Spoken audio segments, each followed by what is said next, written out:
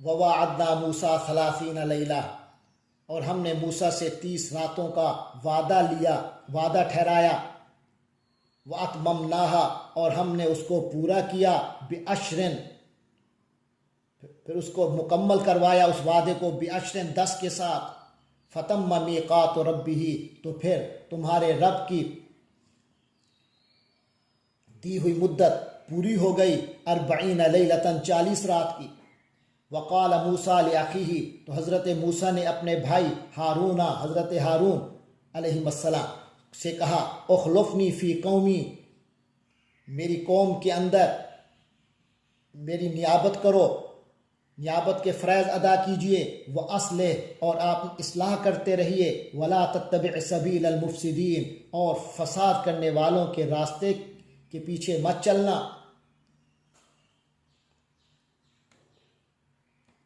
وَلَمَّا جَاءَ مُوسَىٰ، پھر جب موسیٰ آئے، لِمِیقَاتِنَا، ہمارے مقررہ وقت پر، وَكَلَّمَهُ رَبُّهُ، اور اس کے ساتھ اس کے رب نے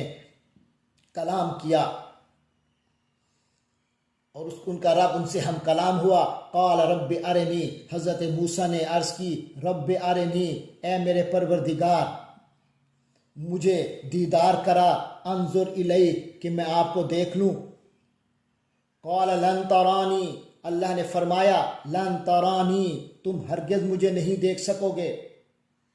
ولیکن انظر الی الجبل، البتہ اتنا ہے کہ انظر الی الجبل، پہاڑ کی طرف نظر اٹھاؤ، فإن استقر مکانہ، پھر اگر وہ اپنی جگہ پر ٹھہرا رہا، فسوف ترانی، تو پھر تم مجھے دیکھ پاؤ گے۔ فلما تجلی ربہ للجبل، پھر جب اس کے رب نے پہاڑ پر تجلی فرمائی، جعلہ دکن، تو اس پہاڑ کو کر دیا ریزہ ریزہ، وخر موسیٰ، اور موسیٰ گر پڑے، صعقاً، بے ہوش۔ فلما افاقا، پھر جب افاقہ ہوا، انہیں ہوش آیا، قال سبحانکا، حضرت موسیٰ نے کہا، رب کے حضور عرض کی، سبحانکا، پاک ہے آپ کی ذات، تبت الیکا، میں آپ کے حضور توبہ کرتا ہوں، میں نے توبہ کر دی، وانا اول المؤمنین،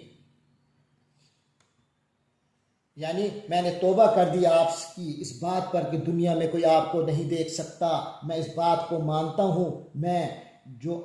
عرض کر بیٹھا اس سے مجھے میری توبہ، کیونکہ اس اللہ تعالیٰ کا دیدار اس دنیا میں تو ممکن ہی نہیں تھا، لیکن حضرت موسیٰ علیہ السلام نے شوق میں عرض کر دی، اور اللہ تعالیٰ نے اس بات کا مظاہرہ حضرت موسیٰ علیہ السلام کو کرا دیا کہ دنیا میں انسانوں کو تو کجا، پہاڑوں کو بھی یہ طاقت نہیں کہ وہ اللہ کی تجلی کو برداشت کر سکیں۔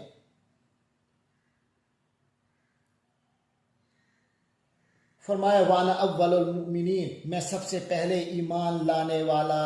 بنتا ہوں۔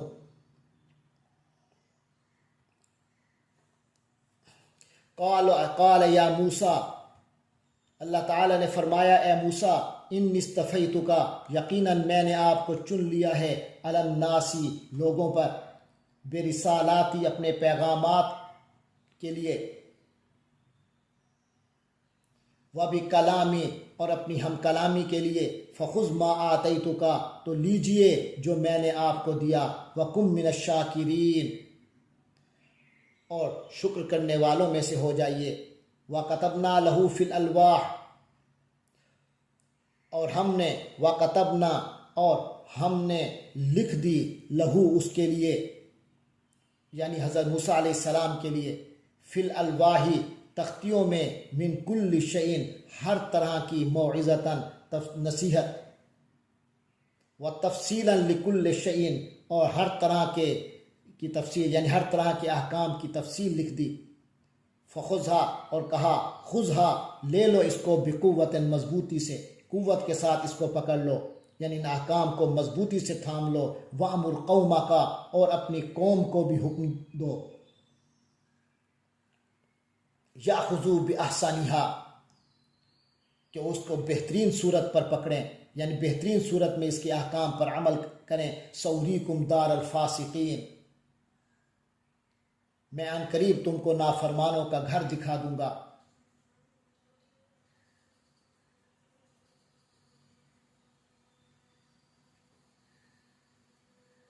یہ نافرمانوں کا گھر دکھا دوں گا۔ کہتے ہیں کہ بظاہر اس سے مراد فلسطین کا علاقہ ہے جو اس وقت ایک زبردست قوم عمالقہ کے قبضے میں تھا، اور دکھانے سے مراد یہی ہے کہ وہ علاقہ اس وقت بنی اسرائیل کے قبضے میں آ جائے گا۔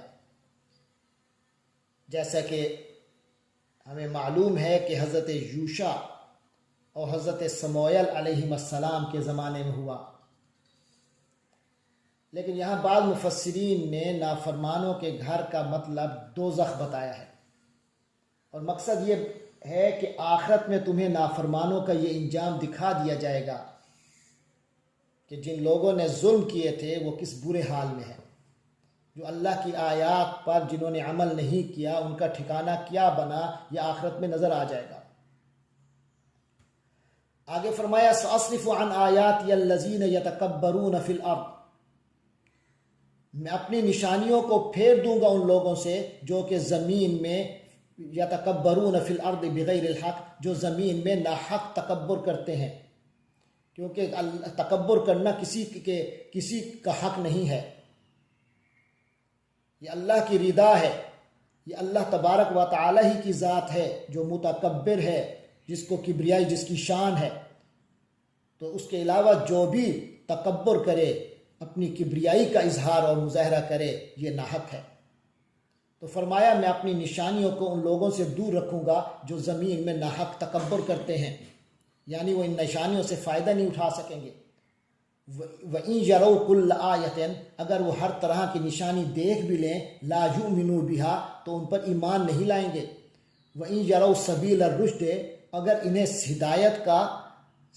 سیدھا راستہ نظر آ بھی جائے، لا يتخذوه سبیلا، تو اس کو راستہ اپنائیں گے نہیں۔ وَإِن يَرَوْا سَبِيلَ الْغَيِّ، اور اگر ان گمراہی کا راستہ یہ لوگ دیکھ لیں، يتخذوه سبیلا، تو اس کو راستہ بنا لیں گے۔ ذَلِكَ بِأَنَّهُمْ كَذَّبُوا بِآيَاتِنَا، ایسا اس لیے ہے کہ ان لوگوں نے ہماری آیتوں کو، ہماری نشانیوں کو جھٹلایا۔ وَكَانُوا عَنْهَا غَافِلِينَ، اور ان سے بالکل بے پرواہ ہو گئے۔ وَالَّذِينَ كَذَّبُوا بِآيَاتِنَا،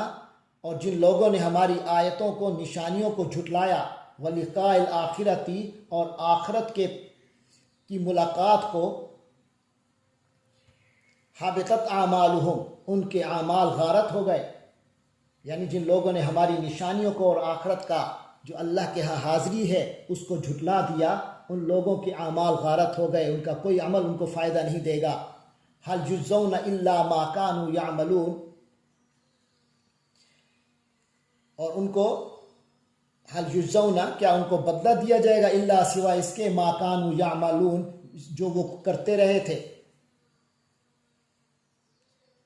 یعنی انہیں جو بدلہ دیا جائے گا وہ اور کسی چیز کا نہیں ہوگا سوائے ان اعمال کے جو وہ کرتے آئے تھے۔ وَاتَّخَذَ قَوْمُ مُوسَىٰ مِن بَعْدِهِ، اور موسیٰ کی قوم نے اس کے بعد، یعنی جب حضرت موسیٰ علیہ السلام اللہ کے وعدے پر پہنچ گئے کوہ طور، تو اس کے بعد ان کے پیچھے قوم موسیٰ نے، موسیٰ علیہ السلام کی قوم نے، اتخذ، بنا لیا، من حلیہم، اپنے زیوروں سے، اجلن، ایک بچڑا بنایا، جاسدن، جو ایک مجسمہ تھا، ایک جسم تھا بچڑے کا، لہو خوارن، اس کے اندر سے گائے کی سی آواز آتی تھی، گائے بیل کی سی۔ الم یرو، کیا بھلا انہوں نے دیکھا نہیں، انہ لا یکلمہم، کہ وہ ان سے بات نہیں کرتا، ولا یہدیہم سبیلا، اور نہ ہی انہیں کوئی راستہ بتا سکتا ہے، انہیں ہدایت دے سکتا ہے، زندگی کا راستے کی ہدایت دے سکتا ہے۔ یہ چیز انہوں نے نہیں دیکھی، صرف یہ ہے کہ سونے کا جسم ہے اور اس میں سے ایک خاص قسم سے آواز آتی ہے جس طرح جانور کی آتی ہے، تو اس بات پہ اتنے متاثر ہوئے کہ اس کو خدا بنا لیا۔ اتخذوہ وکانوا ظالمین، انہوں نے اسے معبود بنا لیا اور وہ تھے کانوا ظالمین، اور وہ اس طرح ظالم بن بیٹھے۔ ولما سقط فی ایدیہم، اور جب گرا دیا گیا فی ایدیہم، ان کے ہاتھوں میں، مراد ایک محاورہ ہے، مطلب یہ ہے کہ جب وہ اپنے کیے پر پچھتائے، جب انہیں احساس ہوا کہ ہم غلطی کر بیٹھے، جیسے ہمارے ہاں کہتے ہیں جیسے ان کے ہاتھوں کے طوطے اڑ گئے. وَرَأَوْا اور وہ سمجھ گئے انہم قد ضلوا کہ وہ گمراہ ہو چکے. قالوا تو کہنے لگے لئن لم یرحمنا ربنا اگر ہمارے رب نے ہم پر رحم نہ کیا ویغفر لنا اور ہماری بخشش نہ فرمائی لنکونن من الخاسرین تو ہم تو یقیناً برباد ہو جائیں گے، ہم تو ہو جائیں گے بہت انتہائی خسارہ پانے والوں میں سے. وَلَمَّا رَجَعَ مُوسَىٰ إِلَىٰ قَوْمِهِ اور پھر جب حضرت موسیٰ علیہ السلام واپس آئے اپنی قوم کی طرف غضبانہ غصے کی حالت میں، آصفاً افسردہ حالت میں، سخت غضبناک ہو کر افسوس کرتے ہوئے تشریف لائے اپنی قوم کی طرف واپس. قالا تو کہا بئس ما خلفتمونی بہت برا کام ہے خلفتمونی من بعدی جو تم نے میرے بعد میری نمائندگی کی، یعنی تم نے میرے بعد میری بہت بری طریقے سے نمائندگی کی. اعجلتم امر ربکم کیا تم نے اتنی جلد بازی سے کام لیا